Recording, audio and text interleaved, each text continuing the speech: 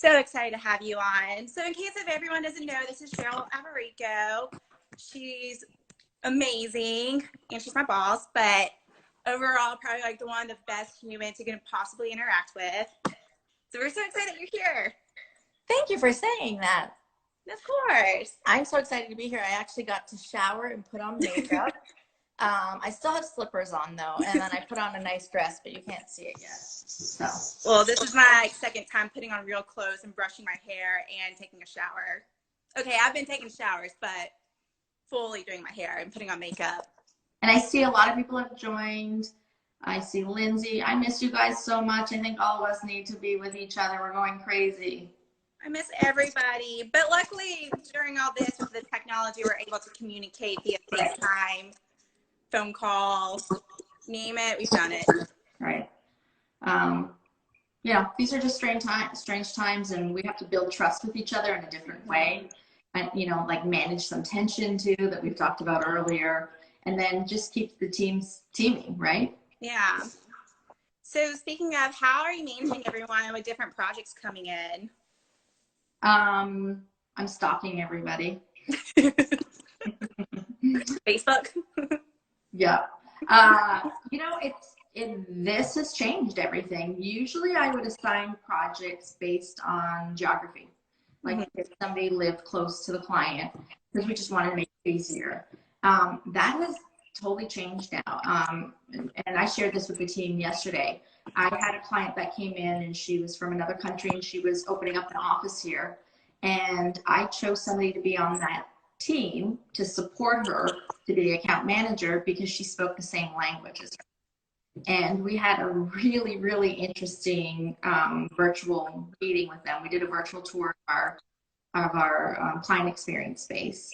And part of it, and it's really interesting when you're dealing with people that English is a second language, you don't realize that, you know, body language is such an important part of how you connect with somebody. You can read certain cues. Well, we didn't have that ability. And you could see she was struggling with using the words because, you know, we're talking about space and her culture and things like that. Right. So I gave this person, her name's Ellie. She's wonderful. And Ellie's amazing. If you have gotten to know her, you need to. She's the best. I love her. And Ellie historically is like a little bit quieter. You know, when we have meetings, she kind of takes a step back and lets other people lead it. And I remember texting her and saying, you know what, full blown, go speak your native language and go with it. And she owned the whole experience. And it was like she was singing on the phone when they were going back and forth. And just that connection. And it made me think, like, maybe we need to rework how we assign projects and teams. We need to think about these things as well. Not only, oh, geographically you live close to them, it makes it easier. And usually Ellie wouldn't be put on this project. So it was an eye-opener. And then I shared it with our team in our huddle yesterday, and everybody was blown away because usually Ellie speaks like very soft and she's slow, and everybody makes fun of me because I speak so fast. But it's kind of you. Everybody's like, take a deep breath. Whereas when she was talking to the client, she was like singing. She was talking so fast, and I'm like, Ellie, I'm so impressed. So, you know, I think we're reevaluating everything. It's, you know, the new norm. There's not a playbook for this, right? Yeah. We're figuring it out as we go along. And I was gonna say, you've been in the industry for 20 plus years, and no one has ever experienced something like this. Never. And I was even thinking about, we had somebody who started 5 weeks ago with us. Poor guy, he started it when we're all working from home. And, you know, majority of the people on our team, they're sales, they're extroverts, they're out networking, they're facing our clients, going to events, being very social, and then like everything stopped, right? We were all stuck at home going, what do we have to do? You know, how do we connect with people? And I think we've been really resilient and coming up with new ideas, like Trey and you coming up with this idea. Yeah, just something that interactive with the community and just check in on people. Right. But I think originally when this all happened, I exercise a lot of empathy. Everybody was at a different stage in their grief, as we talk about it. Some people still wanted to go into the office because they needed that.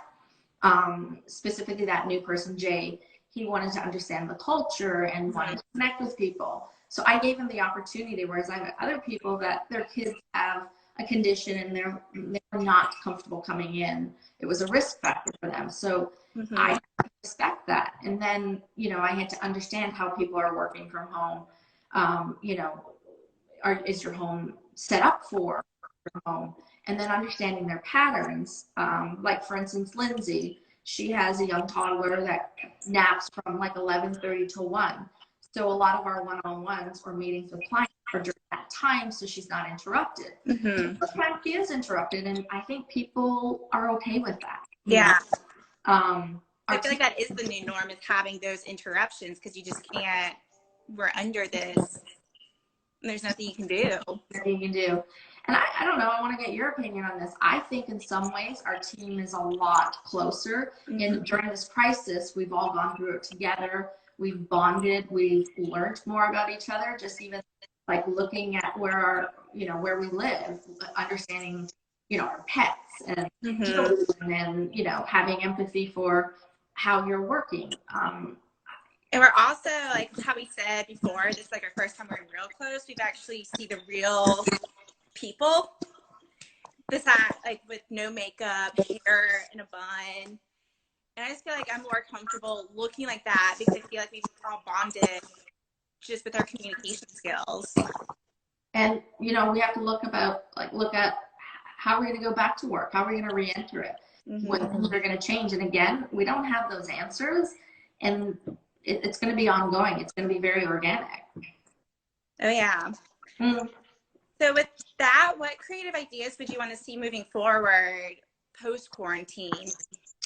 Well, recently, and you participated in this, we had a company meeting that was a virtual company meeting, our first. And it was hugely successful. Our installers got to be on it because a lot of times they're out in the field and they can't listen to it. People were more engaged. We were very transparent with them. I think we're sharing a lot more information about the business, which everybody appreciates. There was really good feedback. I'm not saying that moving forward we're going to have all our company meetings virtual, but maybe it's twice a year, and then maybe it's twice a year that we all get together and celebrate in a different way and share. Or maybe we record it and just have it on file somewhere where you can get access if you aren't able to make it. These are new ideas, and then also the way we're communicating with our clients. We were really fortunate because we have a new client experience space, and so does Steelcase as a work-life center. In the beginning of the year, we used this software called Ulio, which is a VR platform, and we documented both spaces. And we've been using that. People are calling us and saying, "Is your showroom open?" No, unfortunately, it's not. But why don't we show you a virtual tour of our space and let's talk about it? And it's been really successful. I would agree too. People are engaged, and we're still moving forward with certain projects. And I think that I'd like to even implement this to give the best customer experience. Maybe with a design firm, if we have an end user coming in, maybe we walk the design firm through the space virtually and really come up with a relevant experience and tour, right? And it's hard to get everybody together to go on these tours as well. We know that. Right? Oh, yeah. It doesn't happen. So maybe there's options to use this, and think outside the box. I don't know. It hasn't hindered us in any way using the virtual tour. Right. It's giving, and then this is something too that we can give to our clients for people that haven't participated in a tour, that they can share with it. But it has not set us back in any way. And even for that one person who can't make it because they're either out of town, on a client, on a job site, they can still have that access to join that tour. Yeah. In the future. And then also, you asked the question before about, communicating with our clients. We're finding that we're just calling them and checking in. and doing video conferencing and then getting to know them that way too, and asking them what their fears are and how they're feeling, and really trying to connect with everybody in a different way. And everybody has time. You'd be shocked. I haven't anybody said, oh, I don't have time, or even doing, with A&D, a happy hour, or what you guys have been doing. Or they're embracing it. They need it. We're just checking in, and like even in our conference calls, we even, instead of just diving in first, we're always like, how's everybody doing? And that's what's also getting us closer, because it's more that personal than just strictly business. It's made us more like humanized. I'm talking to you, I'll call you, and the first thing I ask is like, how are you doing today? Normally you'd be like, great. Or did you run today? Yeah, and you might say, I haven't gone for a run and I'm frustrated. Okay, great. Do you want to reschedule this? Like, we're much more transparent about our emotions, and I think the CAPS specifically is more focused on the well-being and the wellness of our employees than the actual business, because the business is coming, but how do we support each other emotionally? Because especially right now, mentally, you need to have that support. Yeah. Speaking of, have you been reading, watching TV, any new shows, movies? This weekend I read like crazy, and it's hard for me. I have to be focused to read. And I went through all of the Steelcase research, which has been fantastic. And then I went through like HOK, Gensler, Perkins and Will. They've been publishing. But I started from obviously in March, and now reading that content and that research, you're like, oh my gosh, it was so different back then. And how much has changed, right? So that's been helpful. And then I love podcasts, and I'm obsessed with one called Snap Judgment. And he's originally from Detroit, and now he lives in Oakland, California. And it's short stories, and it's short stories told by people. Last week he focused on people who've been quarantined, somebody lost at sea and how they got through it, somebody who's been in jail for a long time, somebody who went through a war and they couldn't go outside for 2 months. And it kind of gave me a different perspective, because I'm like, what am I complaining about? Like, I'm home, I have food, I have family. Why is this so hard, right? It helped. And it helped. I was like, we don't have it that bad. Yeah. So. Yes, we like to be social. Yes, we like to be doing stuff, but we have all the technology to video conference each other, watch TV, watch movies, listen to music.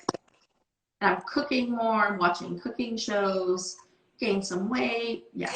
Well, you look good from here. So what about you? What have you been reading? Or After running has really been my therapy during this. It's really been helping me. And Trey has also been making motivation mixtapes every Mondays with just different playlists of different music that we both enjoy. And since he's a spin instructor, he's been putting some of this music in his classes, and that's been helping too. So what I've been working on next now is, how does it look? How are we re-entering the workforce? It's, I think of choice and control. I think I want to give everybody on our team, I want them to feel comfortable and feel safe. And what does that look like? We historically haven't worked from home a lot, so things might change now, and I'm going to get everybody to choose. Because I feel like everyone still has that fear of, I want to go into the office, but I'm scared. Yeah. But this is the new norm, and we'll get through it. And our team has been, I think we're stronger together. Just with all the communications and collaboration as well. A lot of the one-on-ones too, just checking. You have to be more flexible in these times too. Yeah. Well, it looks like we're right up of time right now. Thank you so much for joining us. It was so fun.